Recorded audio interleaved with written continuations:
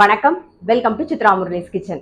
இன்னைக்கு என்ன ரெசிபி பார்க்க போறோம் அப்படின்னு பார்த்தீங்கன்னா, எரிவெளி அதாவது மோர் குழம்பு மாதிரி தான் அது பண்ண போறோம். பூசணிக்காய் போட்டு, அதுக்கப்புறம் வாழைக்காய் காரக்கறி, கேரட் கீர், வடை இதுதான் நம்ம இன்னைக்கு பண்ண போறோம். ஃபர்ஸ்ட் வடைக்கு எப்பயும் போல நல்லா ஒரு மணி நேரம் ஊற வச்சு, உளுத்தம்பருப்பை நல்லா ஒரு மணி நேரம் ஊற வச்சு தண்ணியெல்லாம் வடிய விட்டு அரைச்சி ரெடியாக எடுத்து வச்சிருக்கேன். பாருங்க, மாவு நல்லா ஃப்ளஃபியாக ரெடி ஆயிருக்கு. எப்பயுமே சொல்றது தான், அரைச்ச உடனே நல்லா விஸ்கோ இல்லை கையோ வச்சு ஒரு 5 நிமிஷம் நல்லா பீட் பண்ணிடுங்க. இப்போ நல்லா பீட் பண்ணியாச்சு. நாம இந்த பக்கம் எண்ணெயும் காஞ்சின்னு இருக்கு. இப்போ இதில் என்னென்ன மிக்ஸ் பண்ணுறதுன்னு பார்த்துடலாம். கொஞ்சம் கருவேப்பிலை, அப்புறம் பச்சை மிளகா இது நல்லா மிக்ஸ் பண்ணிக்கலாம். ஆல்ரெடி உப்பெல்லாம் போட்டு மிக்ஸ் பண்ணியாச்சு. எண்ணெய் காஞ்சிருக்கு.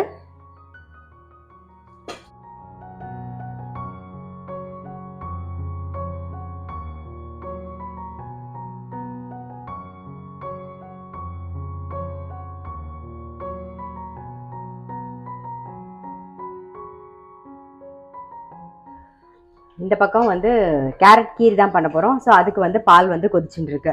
நான் என்ன பண்ணேன்னா, ஒரு 4 கேரட்டை நல்லா கட் பண்ணிவிட்டு அதோட முந்திரி பருப்பு, பாதாம் பருப்பு கொஞ்சம் பால் விட்டு வேக வச்சு ரெடியாக வச்சுருக்கேன். பாருங்கள், ஸோ வெந்து ரெடியாக இருக்குது. இப்போ இதை அரைச்சி எடுத்துகிட்டு வந்துடலாம்.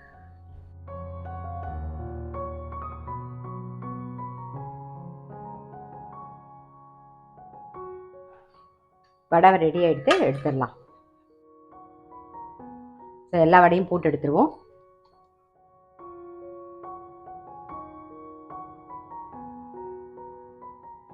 வடை ரெடி ஆகிடுது, அது ஓரமாக எடுத்து வச்சாச்சு. நெக்ஸ்ட் கேரட் கீர் தான் பண்ண போகிறோம். நம்ம வேக வச்ச கேரட்டு, முந்திரி, பாதாம் எல்லாம் அரைச்சி ரெடியாக இருக்குது. இப்போ இந்த பக்கம் பால் நல்லா கொதிச்சுன்னு இருக்கு. அரைச்ச விழுதை சேர்த்துருவோம். அரைச்ச விழுது சேர்த்து ஒரே ஒரு கொதி வரட்டும். ஏலக்காய் பொடியும் கொஞ்சம் சேர்த்துக்கலாம்.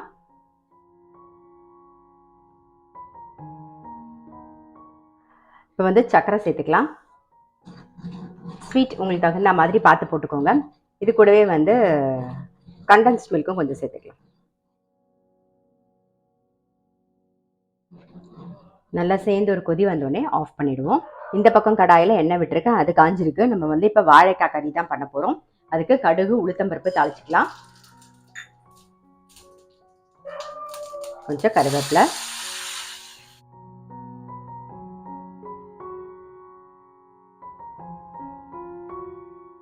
கட் பண்ணி வச்சிருக்கிற வாழைக்காயை சேர்த்துக்கலாம். மஞ்சப்பொடி கொஞ்சம்,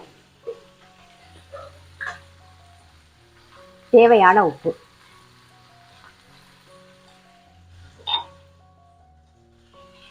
இஞ்சி கட் பண்ணி வச்சிருக்கேன், அதையும் சேர்த்துறேன்.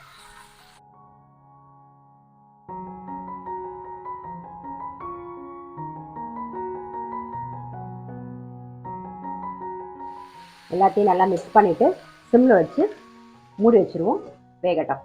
கேரட் கீர் ரெடி ஆகிடுத்து, ஆஃப் பண்ணிவிடுவோம். இப்போ அடுத்தது நம்ம எரிவெளி தான் பண்ண போகிறோம். அதுக்கு வெந்தயம் ஒரு அரை டீஸ்பூன் அரிசி, அப்புறம் காரத்துக்கு வரமிளகா இதெல்லாம் நல்லா சிவக்க வறுத்துட்டு, தேங்காய் நல்லா ஒரு 1/4 கப்புக்கு மேலே தேங்காய் எடுத்து அதையும் நல்லா வறுத்துக்கணும். பாருங்கள், வறுத்து ரெடியாக இருக்குது. வெந்தயம், தேங்காய், வரமிளகா, அரிசி. இப்போ இதை அரைச்சி எடுத்துகிட்டு வந்துடலாம். நாம் இப்போ நம்ம அரைச்சாச்சு. அரைச்ச விழுதை சேர்த்துருவோம். இந்த பக்கம் பூசணிக்காய் வேக வச்சு வச்சிருக்கேன். மோர் குழம்பு தான் பண்ணுறோம், பூசணிக்காய் போட்டு பண்ண போகிறோம், அவ்வளோதான். இதுக்கு எந்த காய் வேணாலும் நீங்கள் போட்டுக்கலாம், காயே இல்லைனாலும் பரவாயில்ல. 1 கப்பு தயிர் கடைஞ்சி வச்சிருக்கேன். இப்போ அதை சேர்த்துக்கிறேன். நுரைச்சி வந்தோடனே நம்ம ஆஃப் பண்ணிடலாம். எரிவிலிக்கு தேவையான உப்பு சேர்த்துருவோம்.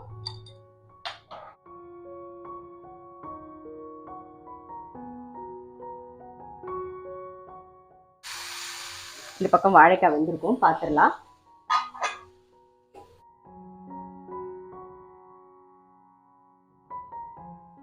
வாழைக்காய் நல்லா வெந்திருக்கு. இப்போ கறிப்பொடி சேர்த்துருவோம். நல்லா மிக்ஸ் பண்ணிடலாம். பெருங்காயப்பொடி கொஞ்சம் சேர்த்துப்போம். அவ்வளோதான். நல்லா மிக்ஸ் பண்ணிவிட்டு ஆஃப் பண்ணிடலாம்.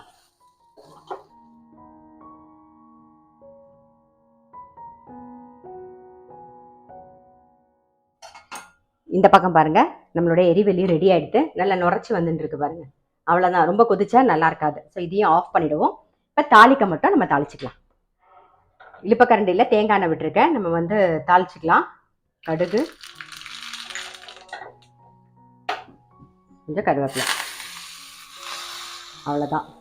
நம்மளுடைய எரிவெளியும் ரெடி ஆகிடுது. ஸோ அதை எடுத்து ஓரமாக வச்சுருவோம். அடுத்தது வந்து பூசணிக்காய் நான் வேக வச்சுருக்கேன். நம்ம வந்து என்ன பண்ண போகிறோம்னா அவியலுக்கு அரைச்சி விடுற மாதிரி தேங்காய், பச்சை மிளகா, சீரகம் வந்து நல்லா தண்ணியே விடாமல் ட்ரையாக அரைச்சி அதை தான் சேர்க்க போகிறோம். இதை எடுத்து வச்சுட்டு அதை பார்த்துடலாம். பாருங்கள், பூசணிக்காய் நல்லா வெந்து ரெடியாக இருக்குது.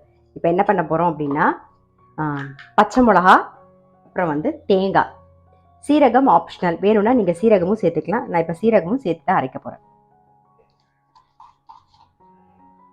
இதை அரைச்சி எடுத்துகிட்டு வந்துடுவோம்.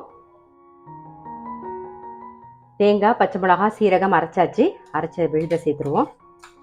நான் வந்து ஆல்ரெடி வந்து பூசணிக்காய் வேகும் போதே கொஞ்சம் உப்பும் போட்டேன். ஸோ இப்போ உப்பும் போட வேண்டிய அவசியம் இல்லை. இதெல்லாம் சேர்ந்து ஜஸ்ட் ஒரு கொதி வரணும்.